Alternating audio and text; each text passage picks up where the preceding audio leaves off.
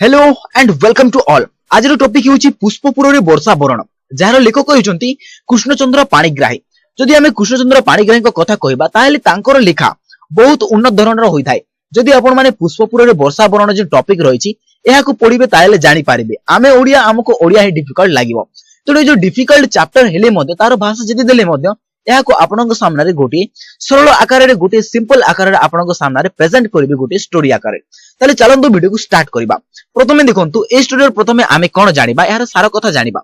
जेतेबिली हमर लेखक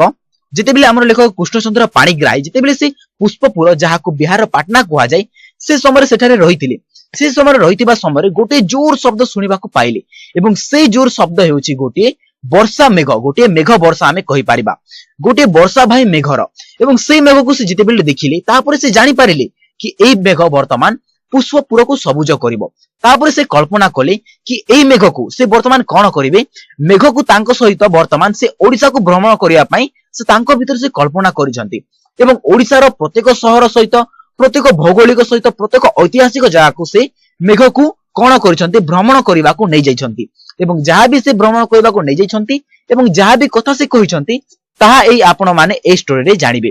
तेणु देखंतु प्रथमे से जो समय पुष्पपुर रे रहिथिले से समय जो जोर शब्द सुना जाइथिला एवं से देखिबा को पाइले एहा होची गोटे वर्षा बाही मेघ एवं से मेघ को से अनुरोध कले हे वर्षा हे मेघ वर्तमान तू मो सहित ओडिसा को भ्रमण करिवो, वर्तमान तू पुष्पपुर को सबुज करिवो ता सहित ओडिसा को मध्य भ्रमण करिवो।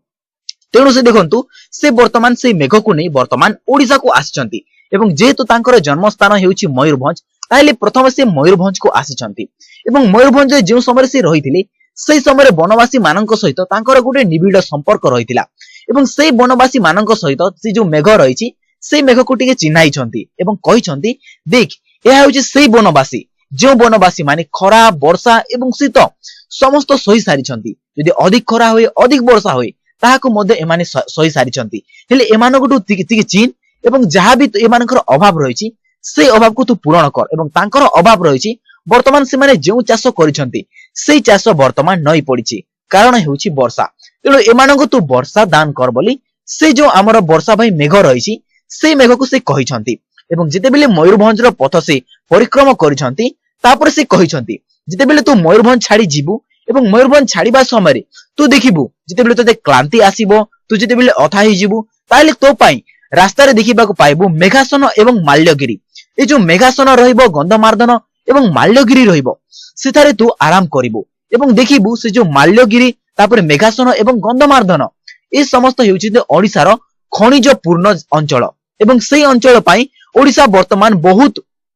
बहुत कोन संपत्तिदायक होई थांता हेले वर्तमान ताहार विनियोग न हेबा जोगु ओडिसा पाखरे पैसा थाई मध्य से माने पैसा नथिला पर्यंत से माने अछंती बोली सेही मेघ को से कहउछंती। तापर मयूरभंज छाडीबा परे से मेघ को नेइछंती संबलपुर स्थान को एवं संबलपुर कहिसंती संबलपुर रो शोभा हेउछि महानदी एवं से महानदी छडा आउ मध्य संबलपुर रो शोभा रहिछि जेपरि तार आदिवासी माने जेपरि सूर्य न उइबा पूर्व से माने स्नान करिथांती एवं तांका मुखरे गोटे हंसर लहरी से माने नै जाइथांती एवं से हंसर लहरी को तांकर छोटिया जो कुटीर रहिथाय से कुटीर से माने बांटी थांती एवं गोटे लोकंकर हंस से माने समस्तंक लोकर हंसरे से माने परिणत करिथांती। तेणु एमानको मध्य तू कोन दुख न करी एमानको मध्य वर्षा प्रदान करिवो एवं एमानको वर्षा प्रदान करिबा सहित जेतेबेले संबलपुर छाडी जीवु ताहेले तते रास्ता रे दिसिबो कटक एवं जो कटक को कुहा जाय गजपति रो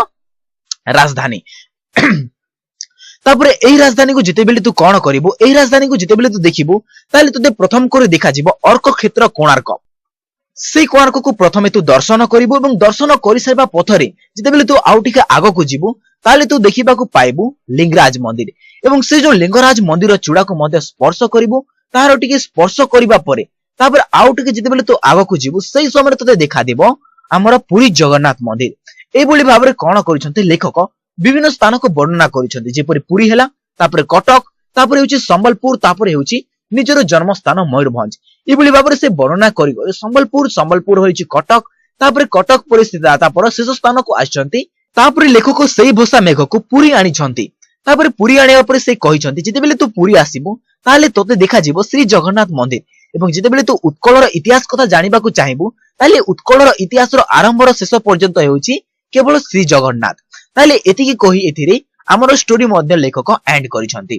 ताले देखंतु आजिर वीडियो जदि आपनको पसंद लागितो ताले ए वीडियो को आपनकर फ्रेंड सर्कल रे मध्ये शेयर करिवे, कारण जदि गुटे एनिमेशन आकार रे पिला मानको पढा जाय ताले तांकर निहाती भाबरे मने रही थाए। तेणु एही वीडियो को आपनकर फ्रेंड सर्कल रे मध्ये शेयर करिवे। जदि आपनको वीडियो पसंद लागितो ताले वीडियो को लाइक करबा सह आम चैनल को मध्ये सब्सक्राइब करंतु एवं आपनक पय टेलीग्राम चैनल गुटे लिंक रहिछि सेही जो डिस्क्रिप्शन बॉक्स रहिछि सेतरे क्लिक करिवे एवं ऑफिशियल ग्रुप रो लिंक रहिछि सेतरे जॉइन करिवे, कारण एथिरे जते भी एमसीक्यू कुहा जिवो सेही एमसीक्यू रो पीडीएफ आपण माने सेही ग्रुप रे पाई परिबे। जय हिंद, जय भारत।